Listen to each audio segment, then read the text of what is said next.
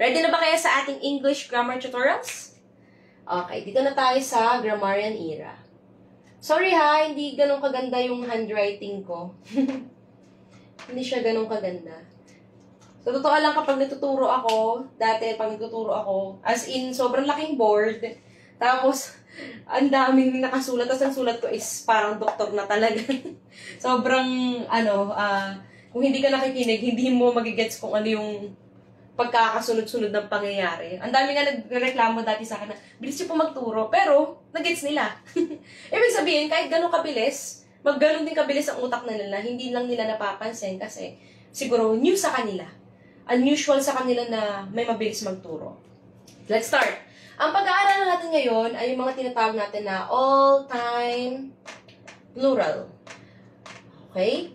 So, kung naaalala nyo, ang English ay binubuo ng 8 parte. At isa sa mga parte ay yung tinatawag natin na noun. Sa noun, meron tayong tinatawag na singular and plural. Pag sinabi natin na singular, ito ay tinutukoy natin siya, pero iisa lang siya. Halimbawa, si Millie. Ilan yung pinag-uusapan natin? Isa lang. Single lang. Singular. Pero, kapag ginawa natin siyang plural, yan, kumugulo na. Sorry. Makinig kayo maigi ha. Pag sinabi na natin plural, hindi na siya isa. Higit na siya sa isa. So, kapag ang pinag-uusapan natin sa pangungusap ay si Millie at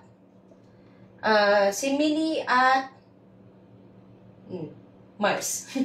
Si Millie at si Mars ay naglalakad. Ayan. Ilan na yung pinag-uusapan natin dito? Ang pinag-uusapan natin dito ay 2 tao na. So, ibig sabihin, kung 2 tao na siya, it means, ito ay hindi na nag-iisa. Eh ma'am, paano kapag ganito? Ginawa natin siyang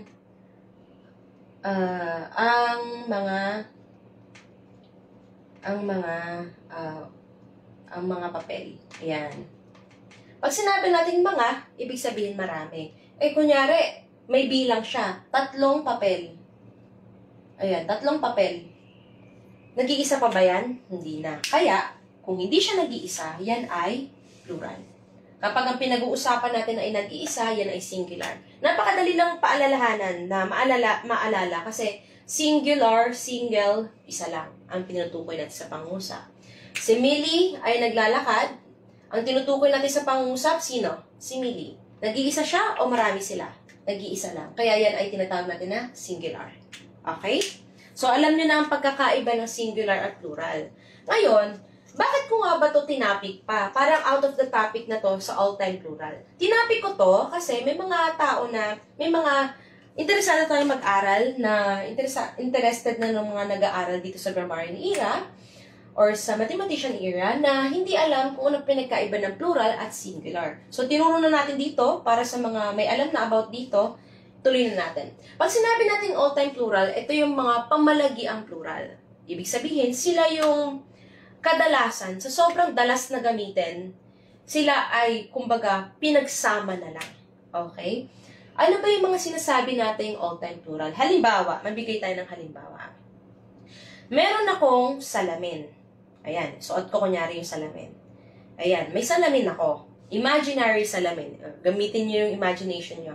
May salamin ako ngayon. Yung salamin na yun, ipinatong ko siya sa lamesa. In English, the eyeglasses, the eyeglasses are on the table. Tandaan nyo ang suot ko ay yung eyeglasses ko. Ngayon yung eyeglasses ko, nilapag ko siya sa table. Ang tanong natin, yung eyeglasses na yon, iisa lang siya o marami sila? Suot ko, ako ay nag-iisa lamang. Suot ko siya at nilapag ko sa lamesa. Ilan siya? Isa o 2? Ayan. Kaya ako tinatanong kung isa o 2 kasi sa all-time plural, pag sinabi nating eyeglasses, isa lang yung nilapag ko, pero sa English o yung tinatawag natin na mga all-time plural nouns, sila yung mga tinutukoy sa pangungusap na nag-iisa lang, pero dahil sila ay all-time plural, nagpa-function as two. So, ibig sabihin, pag dalawa, anong tawag natin doon? Pag dalawa? Pag hindi siya isa, hindi siya nag-iisa, ang tawag natin doon ay plural. Eh ma'am, isa lang naman po yung sinuot mo eh. Isa lang. Pero nagpa-function siya, dalawa. Kayo ba, sumusuot ba kayo ng eyeglasses na isa lang ang gamit nyo? Kasi kung sinusuot nyo yung eyeglasses na yan, matik dalawa yan, nagpa-function siya as dalawa sila. Hindi siya nag-iisa. Kaya, yan yung mga tinatawag natin na all-time plural. Ibig sabihin, nag-iisa siya sa paningin mo.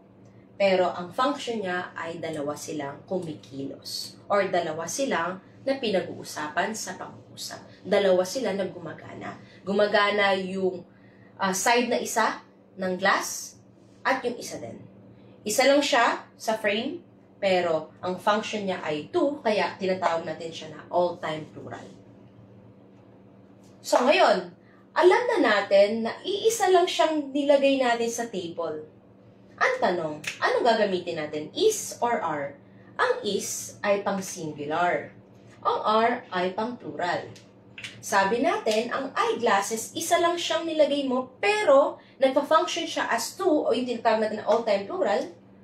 Ibig sabihin, kung siya ay dalawa or all-time plural, dapat ipa-partner mo rin siya sa plural. Kaya, kapag ginamit na natin siya sa pangungusap, the eyeglasses is are on the table. Anong sagot natin? Ang sagot natin ay are on the table. Okay? Kapag hindi nyo pa rin alam ang pinagkaiba ng is and are, meron tayong, sa YouTube channel natin, meron tayong subject-verb agreement. Check yung subject-verb agreement natin at malalaman nyo yung pagkakaiba ng is, are, was, were, has, have, had, will have, para malaman nyo kung ano pinagkaiba nila. At maintindihan nyo kung bakit eyeglasses are ang ginamit natin. Okay? Next. Ano po yung mga techniques? Kasi po, hindi ko po alam na yung eyeglasses pala, kahit na nag-iisa siyang nilagay mo sa table, dalawa pala kapag binilang mo siya. Paano ko po malalaman yung mga bagay na iisa lang siya sa paningin ko, pero nagpa-function pala siya as two? Para malaman ko kung anong gagamitin ko, is or are ba? Was or were ba? Has or have ba? Paano ko po malalaman? Ganito po ang technique natin. Lagi niyo pong tatandaan na yung mga all-time plural o yung pangmalagiang plural, yan yung madalas na mga sinusuot sa mata. Ayan. Sinusuot sa mata. Eyeglasses, sunglasses, goggles.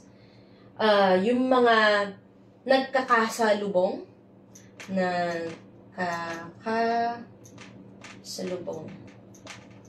Salubong mga gamit. Halimbawa, scissors. Nagkakasalubong sila. Kaya kapag may scissors ako, nilapag ko sa table, the scissors are on the table. Kasi, hindi siya nag-iisa. Kahit na isa lang siya sa paningin mo, pero all-time plural siya, kaya pangmalagi ang the scissors. Kasi kung isa lang yan, isang kamay lang siya, wala siyang pagkakasalubong, hindi na siya scissors. Hindi naman siya nagpa-function as panggupit. Nagpa-function na siya as yan lang. Pero kung dalawa sila, nagkakasalubong, yan ay all-time plural, kaya yung scissors ay binibilang natin as plural at hindi nag-iisa. Okay? Nagkakasalubong. Tongs. Yan, mga tongs. Ano pa? Pliers. Yan. Nagkakasalubong ng mga gamit. Ano pa? Yung mga sinusuot natin mula sa paa hanggang bewang. Halimbawa, pants. Wow, you're wearing a pant? Ayan. Sumusuot ka ba ng pantalon na iisa lang? Hindi. Nagpo-function siya as two kasi dalawa ang paa natin. Kaya, pants. Yan, pants. Mula sa bewang, ano pa? Madalas sinasabi, panty, brief. Uy, laban mo na yung panty mo.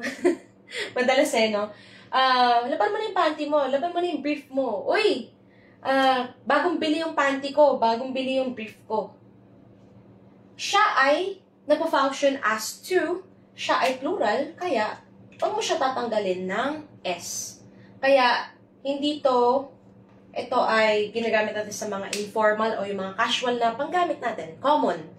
Pero sa formal grammar, panties siya. Ma'am, paano kapag isa lang naman yung binili kong panty? Magiging panties. I am wearing panties. I'm wearing red panties. I'm wearing briefs. I'm wearing black briefs. Yan.